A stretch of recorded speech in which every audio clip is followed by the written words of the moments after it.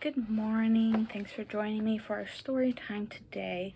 Today we're going to read a story about Jesus, and it's called Jesus Goes Missing. So I'm going to read a little bit about it first, and then we'll jump into our story. The people of Israel treasured the stories of their people in days gone by. The most important story was that of Moses. Every year they had a special festival, Passover, to remember the time when God helped Moses to lead the people to a new land. Everyone Jesus knew in Nazareth looked forward to Passover. Families and friends always met together to share the special Passover meal. In fact, everyone who could went to the great city of Jerusalem to join in the celebrations at the temple there. Jesus' parents went to Jerusalem every year, but Jesus wasn't allowed to go on the long trip until he was 12. That year, as always, there was a big group going from Nazareth. The group felt like one big family, so Jesus didn't have to be with his parents every step of the way, and that was just fine with everyone. They reached Jerusalem safely, and everyone enjoyed the festival. The days rushed by, and all too soon it was time to go home again. Even so, as the group from Nazareth set off, everyone was still in a holiday mood. They walked for a whole day. As the afternoon shadows grew longer, Mary began to wonder, where was Jesus? She hadn't seen him since a long time ago. The group had gotten rather strung out, so she and her husband had to hurry around backward and forward, asking everyone the same questions. Have you seen Jesus? Do you know where he might be?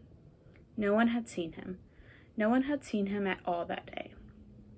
Where did he get left behind? Mary worried. Why didn't anyone notice? Inside, she felt really upset with herself. Why hadn't she noticed? Then again, why hadn't her husband noticed? Then she felt angry with Jesus. Why had he let himself get left behind? And then she felt frightened for Jesus. What if he were lost and scared? What if something dreadful had happened? Jesus' parents hurried back along the path all the way to Jerusalem. They found a place to stay for the night so they could search the city the following day. They went to all the places they had been with Jesus, and they asked everyone they knew. 3 days went by, and they just couldn't find him. They were getting desperate. Let's go to the temple again, said Mary. That's where everyone heads at Passover time. They went again to the huge temple courtyard. They threaded their way past the crowds to the white and glittering gold building in the center. They walked into the court where men and women were praying, and priests were hurrying into the holy place beyond. They walked around the outside of the building. They walked all around the edge of the courtyard, where there was a roof that gave some shade and people gathered to talk. And then, at last, they saw Jesus. Mary almost missed seeing him. He was surrounded by a group of religious teachers, all grown men huddled around talking in solemn and serious ways. Jesus was asking them questions and answering theirs. They looked very impressed with everything he said. Mary rushed up. Why did you go missing? She shrieked. Your father and I have been terribly worried. We've spent days trying to find you. Jesus looked surprised. Why did you have to look for me? He said. Didn't you know that I had to be in my father's house? Mary frowned slightly. What did Jesus mean? Then she remembered all her worry. Well, she snapped, it's been a real nightmare for us, and you're never going to do such a thing again. At once, Jesus got up to go with them. Safely back in Nazareth, Jesus was as obedient as ever. He was even more interested in finding out about the old stories of his people, about the laws God had given in the time of Moses, and the teachings of the prophets. He's quite a young, wise man, said some people, and quite sensible, not bad for an ordinary Nazareth boy who works in the carpentry trade.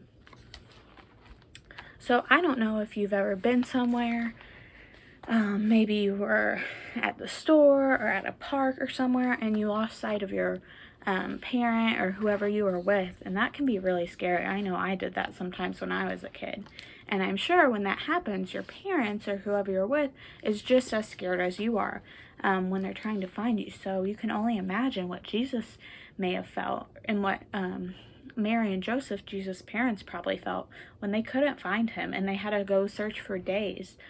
But in the end, it seemed like Jesus wasn't worried at all because he was in the temple talking to all of the religious leaders. So that's pretty cool. And you heard in the story about how all the religious leaders and all of the adults were really impressed with Jesus and all the questions he was asking. So I encourage you, if you have any questions, to ask maybe your parents or your siblings or other people.